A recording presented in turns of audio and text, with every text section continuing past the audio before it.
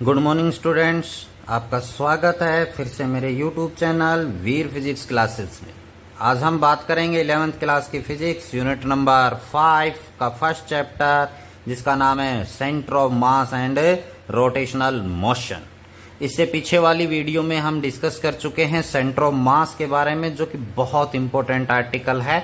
उसी के next part में हम आते हैं कि जो सेंटर ऑफ मास होता है, सेंटर ऑफ मास का मतलब the point where whole mass of the body to be concentrated, उसके मोशन के बारे में कि भैया उसका मोशन है वो कैसे होगा या नहीं होगा तो कब होगा, कैसे होगा, इसके बारे में आज हम इस वीडियो में डिस्कस करेंगे, motion of centre of mass. तो प्यारे बच्चों, हम सेंटर ऑफ मास निकाल चुके हैं किसका, टू पार्टिकल्स का, जो कि क्या होता है, R, position of center of mass, that is equal to m1 r1 plus m2 r2 divided by m1 plus m2। ये क्या था, पोजीशन थी, किसकी पोजीशन थी, टू पार्टिकल्स के सेंटर ऑफ मास की। अगर हम इसी सेंटर ऑफ मास को n पार्टिकल्स के लिए लिखें, फॉर n पार्टिकल्स, जैसे ये तो किसके लिए है, टू पार्टिकल्स के लिए, यहां पर हम किसके लिए लिखें, n पार्टिकल्स के लिए, for n number of particles. तो यहां पर आपके पास क्या आएगा, r that is equal to m1 r1 plus m2 r2 plus dash dash dash, ऐसे चलता रहेगा कब तक, mn rn particles divided m1 first particle, m2 second particle का मास, डैश डैश डैश, ये किस तक, कहां तक होगा, mn तक, मतलब n नंबर ऑफ पार्टिकल्स। ये 10 भी हो सकते हैं, 12, 100, 200, 2000, कुछ भी हो सकती है इसकी वैल्यू। तो इस सेंटर ऑफ मास को हम इस प्रकार n नंबर ऑफ पार्टिकल्स के लिए लिख सकते हैं। क्लियर हुआ। तो यहां पर हमारे पास क्या है कि ये m1 plus m2 plus m3 up to n तक है, तो इन सभी को हम जोड़ेंगे तो ये टोटल मास हो जाएगा। क्या हो जाएगा, टोटल मास किसका, n नंबर ऑफ पार्टिकल्स का। तो यहां पर हम क्या लिख सकते हैं इसको, capital R that is equal to m1 r1 plus m2 r2 dash dash dash mn rn divided by capital M। ये कैपिटल M क्या मान लिया, टोटल मास, जितने भी पार्टिकल उन सभी का टोटल मास है वो मान लिया। क्रॉस मल्टीप्लाई कर देते तो यहां पर आपके पास क्या आ जाएगा बेटा, एम आर आ गया कि नहीं आ गया, क्रॉस मल्टीप्लाई। यहां पर आपके पास क्या आ गया, m1 r1 plus m2 r2 plus dash dash dash mn rn। Clear हुआ या नहीं हुआ। हमने जस्ट क्या है, ये टू पार्टिकल्स के लिखा था, अब हमने इसको क्या कर दिया, n नंबर ऑफ पार्टिकल्स के। तो यहां से आपके दो टॉपिक क्लियर हो गए। अभी motion of centre of mass का भी हो जाएगा, और यहीं से क्या हो गया, centre of mass of n number of particles का भी टॉपिक क्लियर हो गया।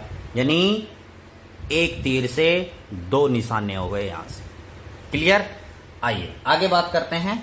अब हम क्या करते हैं कि डिफरेंशिएटिंग बोथ साइड, दोनों साइड लेफ्ट और राइट साइड हम क्या करते हैं, डिफरेंशिएटिंग करते हैं with respect to time t। तो यहां पर आप लिखेंगे differentiating both side with respect to time, यानी टाइम के रेस्पेक्ट में हम दोनों साइड क्या करेंगे, डिफरेंशिएशन करेंगे।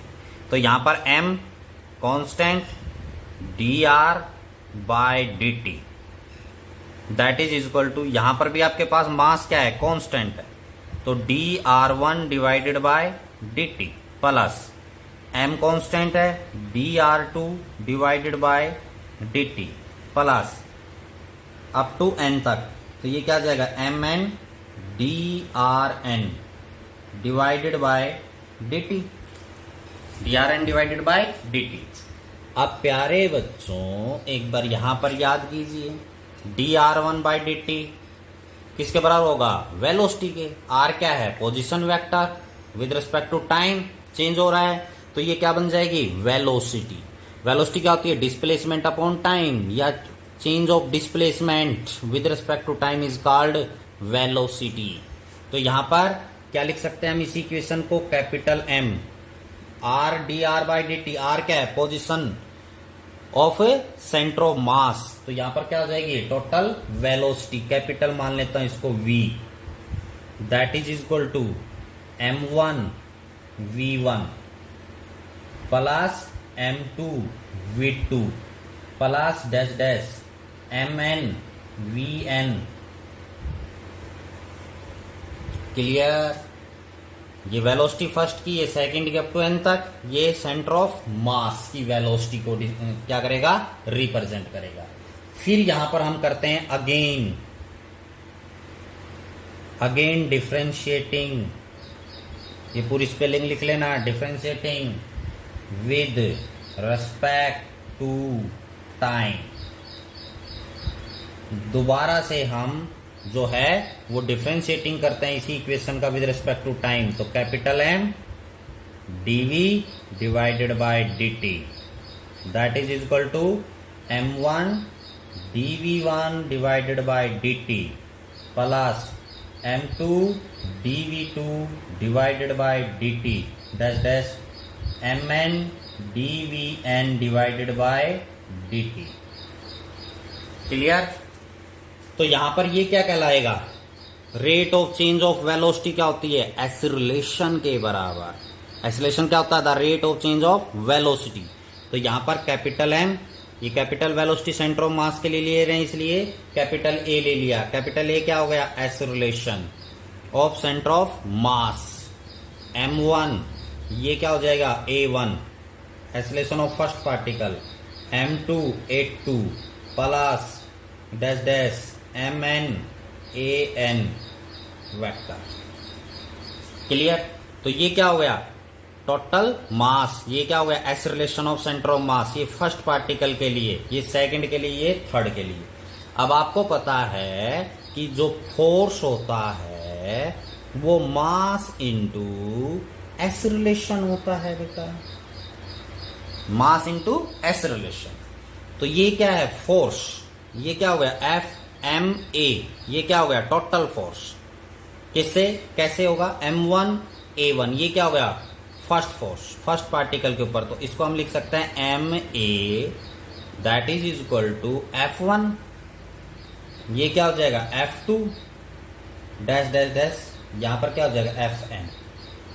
फर्स्ट पार्टिकल के ऊपर फोर्स, ये सेकंड, ये third, fourth up to n तक। तो ये किस सभी को जोड़ेंगे फोर्सेस को, ये क्या हो जाएगा, टोटल फोर्स हो जाएगा, external force. MA that is equal to capital F, क्योंकि हमने सेंटर ऑफ मास में बताया था, निकाला था तब। F1 क्या था, force, external force on first particle. F2 क्या है, force on external particle, second particle के ऊपर। इसी प्रकार n नंबर्स पार्टिकल के ऊपर अप्लाई करेंगे। तो ये एक्सटर्नल फोर्स है, इसलिए इसको FEXT लिख देते हैं नीचे, मतलब ये एक्सटर्नल फोर्स है। क्लियर। तो एक्सटर्नल फोर्स है वो किसके बराबर आ गया, MA mass into acceleration. M total mass है, सेंटर ऑफ मास, यानी जहां पर पूरा मास है वो क्या माना जाता है, टू बी कॉन्सेंट्रेटेड। तो ये टोटल मास हो गया उस पॉइंट के ऊपर। A एक्सीलरेशन और F क्या है, एक्सटर्नल फोर्स। तो यहां से क्या कंक्लूजन निकला, मैं बोल रहा हूं उस चीज को आप लिख सकते हैं आराम से। Centre of mass of A system, यानी n नंबर ऑफ पार्टिकल्स हो गए, सिस्टम है, सिस्टम ऑफ पार्टिकल्स मूव, यानी ये n नंबर ऑफ पार्टिकल्स हैं तो इनका क्या बन गया, सिस्टम। ये सेंटर ऑफ मास है वो क्या करेगा, मूव करेगा। कब मूव करेगा, यदि एंटायर मास ऑफ सिस्टम है वो सेंटर ऑफ मास पर क्या हो, कंसंट्रेटेड। सबसे पहली बात कि पूरा जो सिस्टम उसका मास कहां पर हो, सेंटर ऑफ मास पर कंसंट्रेटेड हो। क्लियर। सबसे पहली कंडीशन ये है, मूव कब करेगा सेंटर ऑफ मास, जब सारा मास एक पॉइंट पर कंसंट्रेटेड हो और एक्सटर्नल फोर्सेस जो हैं, जैसे यहां पर ये एक्सटर्नल फोर्स निकाला, all external force were applied at that point. यानी जैसे मैंने कहा ये सर्कल है, इस सर्कल का सेंटर ऑफ मास यहां पर माना, तो यहां पर पूरा मास कॉन्सेंट्रेटेड है, कैपिटल M हो गया। तो ये मोशन कब करेगा? जब इस सेंटर ऑफ मास के ऊपर सभी एक्सटर्नल फोर्स हैं वो क्या करें? अप्लाइड। क्या हो? अप्लाइड। तभी ये सेंटर ऑफ मास है वो क्या कर सकता है? मूव कर सकता है, मोशन में आ सकता है। तो आप क्या लिखेंगे? The centre of mass can be move या can be in motion if whole mass of the body concentrated at a point and all external force acting on center of point। जितना भी एक्सटर्नल फोर्स हो वो कहां पर apply हो? Centre of मास के ऊपर अप्लाई हो। तो वहां से हम क्या कर सकते हैं? वहां से क्या होगा कि जो सेंटर ऑफ मास है वो मूव करेगा। तो सारी कंडीशन अप्लाई होनी जरूरी है। सारा एक पॉइंट होना चाहिए, सेंटर ऑफ मास होना चाहिए, उसके ऊपर सारा मास कंसंट्रेटेड होना चाहिए, और जितना भी एक्सटर्नल फोर्स है जैसे फर्स्ट सेकंड थर्ड बॉडी का सारा कहां पर कंसंट्रेट, कहां पर लगना चाहिए? एक्सटर्नल फोर्स सेंटर ऑफ मास पर। तभी ये है वो क्या होगा? मूव करेगा, मोशन में है। क्लियर? तो आज की वीडियो में हमने डिस्कस किया कि मोशन ऑफ सेंटर ऑफ मास। इस प्रकार से अगर सारे फोर्सेज एक जगह काम करेंगे सेंटर में तो मोशन करेगा सेंटर ऑफ मास। तो आज की वीडियो में इतना ही। Thank you and have a nice day.